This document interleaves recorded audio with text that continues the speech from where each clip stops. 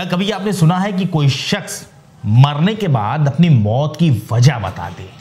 वो ये बता दे कि आखिर कैसे उसकी मौत हुई और कौन है वो कातिल सनम बेवफा जिसने उसकी जान ले ली। जाहिर है नहीं सुना होगा, लेकिन ये सच्ची कहानी बिल्कुल ऐसी ही है जिसे देखने के बाद आप भी सोचने पर मजबूर हो जाएंगे कि वो शख्स तो दुनिया छोड़ गया, लेकिन जाते जाते अपने पीछे कातिलों को उसने सलाखों के पीछे जरूर पहुंचा दिया। असल में वो नौजवान अपने परिवार के साथ बहुत आराम से रहता था। वो अपनी पत्नी से बहुत प्यार भी करता था। एक रात जब वो घर पहुंचा तो उसका मूड कुछ खराब था। इसके बाद पति ने सेक्स पावर बढ़ाने वाले 10 कैप्सूल खाए। इसके बाद दोनों बिस्तर पर लेट गए, लेकिन कुछ देर के बाद पति सो गया और पूरी बेफिक्री के साथ पत्नी भी बगल में सो गई। लेकिन अगली सुबह सब कुछ तो नॉर्मल था, लेकिन वो पति बिस्तर से नहीं उठा। जब महिला नाश्ते के लिए पति को जगाने गई तो पता चला कि पति का जिस्म पूरी तरह ठंडा पड़ा हुआ है, जो धीरे धीरे अकड़ रहा है। इससे यह साफ हो गया कि मर्दाना ताकत बढ़ाने वाले कैप्सूल खाने के बाद उस शख्स की मौत हो गई। नमस्कार, आदाब, सत श्री अकाल। मैं हूं मोहम्मद आसिफ दुलार। आप देखना शुरू कर चुके हैं हमारी खास पेशकश केस डायरी विद आसिफ दुलार। अगर अब तक आपने हमारे चैनल को सब्सक्राइब नहीं किया है तो उसे सब्सक्राइब कर लीजिए। फेसबुक और इंस्टाग्राम पर भी हमारा पेज है, आप उसे भी फॉलो कर सकते हैं। इस तरह सभी सच्ची घटनाएं सबसे पहले आप तक पहुंचेंगी और आप भी खुद को अलर्ट रख सकेंगे। ये मामला यूपी के मशहूर जिले कानपुर के बिठूर थाना इलाके का है, जहां 20 जनवरी साल 2025 की सुबह, यानी जो अभी कुछ दिनों पहले 3-4 दिन पहले जो रात गुजरा है वक्त, बस उसी तारीख की ये बात है। सुबह आबिद के घर से अचानक रोने पीटने की आवाजें आने लगी। आबिद की पत्नी शबाना रो रो कर अपने पति की मौत की दुहाई दे रही थी। पड़ोसियों ने शबाना की चीखें सुनी तो सभी लोग आनन फानन में आबिद के घर पहुंचे, जहां सामने बिस्तर पर आबिद की लाश पड़ी थी और पास में शबाना फूट फूट कर रो रही थी।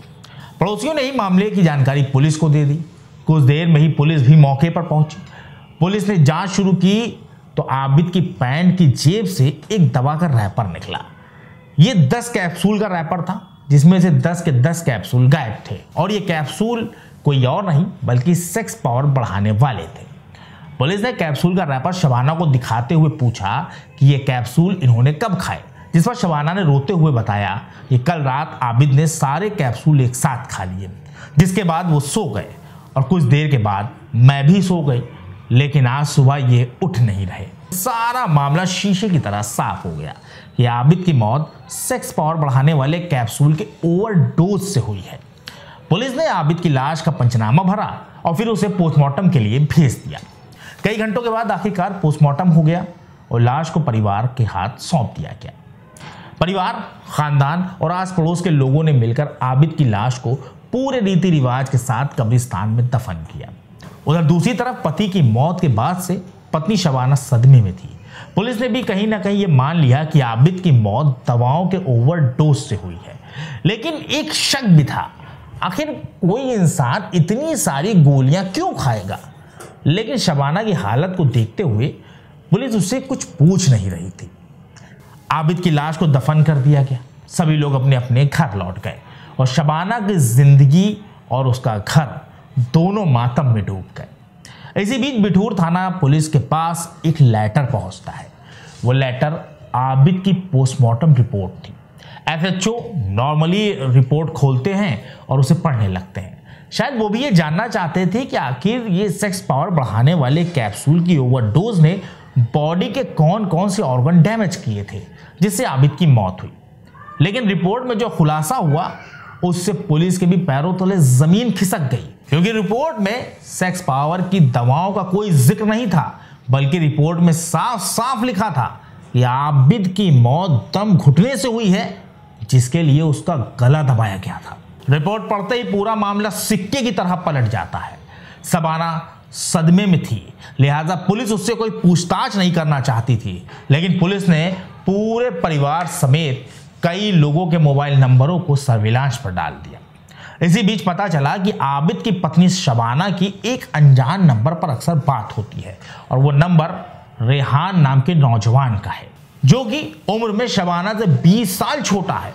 लेकिन उससे भी ज्यादा चौंकाने वाली बात तो ये थी कि जिस रात आबिद की मौत हुई उस रात भी शबाना और रेहान की फोन पर कई बार बातचीत हुई थी, जबकि शबाना ने कहा था कि उस रात तो वो सो गई थी। बस यहीं से शबाना पुलिस के रडार पर आ गई। इसके बाद पुलिस ने एक तरफ से शबाना को उठाया और दूसरी तरफ से नौजवान रेहान को टांग लिया और फिर शुरू होती है थाने में पूछताछ।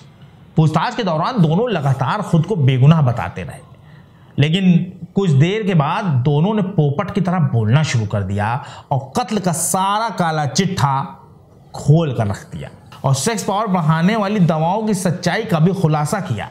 दरअसल पुलिस की पूछताछ में पता चला कि रेहान और शबाना के बीच नाजायज रिश्ते थे, जिसके बारे में आबिद जान चुका था। असल में हुआ कुछ यूं कि कई महीनों पहले फेसबुक के जरिए रेहान और शबाना के बीच बातचीत शुरू होती है। दोनों में दोस्ती हो जाती है, फिर ये दोनों मिलने जुलने भी लगते हैं। शबाना जहां कानपुर के बिठूर की रहने वाली थी, तो वहीं रेहान बगल के जिले उन्नाव का रहने वाला था। शबाना के मुताबिक पति आबिद की तबीयत अक्सर खराब रहती थी और वो उसे मारता पीटता भी था। ऐसे में रेहान जैसे नौजवान के मिलते ही उसकी जिंदगी में नई उम्मीद दिखने लगी, लेकिन ये उम्मीद बहुत ही खतरनाक थी, क्योंकि इन दोनों का रिश्ता पूरी तरह नाजायज था और धीरे धीरे ये रिश्ता परवान भी चढ़ने लगा। फिर एक दिन अचानक शबाना के पति आबिद को सब कुछ पता चल गया। पत्नी की बेवफाई से वो बहुत नाराज हुआ और पति पत्नी के बीच जमकर झगड़ा हुआ। आबिद पत्नी के नाजायज रिश्तों का विरोध कर रहा था, लेकिन शबाना रेहान से अलग होने को बिल्कुल तैयार नहीं थी। तफ्तीश में पता चला कि इन दोनों के बीच कई बार जिस्मानी रिश्ते भी बने और शबाना ने रेहान से कहा कि उसे अब अपने पति से छुटकारा चाहिए, जिसके लिए रेहान बिल्कुल तैयार हो गया और दोनों ने मिलकर आबिद के कत्ल का प्लान रच डाला। बात गुजरी 19 जनवरी की रात की है। उस रात थका हारा आबिद घर आकर सो गया। आबिद और शबाना का एक बेटा भी है, जिसे शबाना ने पहले ही अपने भाई के घर भेज दिया था ताकि कत्ल का कोई गवाह ना बने। रात में ही शबाना ने रेहान और उसके दोस्त विकास को चुपचाप घर में बुला लिया और फिर तीनों ने मिलकर आबिद अली का गला दबाया और उसे मौत के घाट उतार दिया। इसके बाद शबाना ने चुपचाप रेहान और विकास को घर से बाहर भेजा।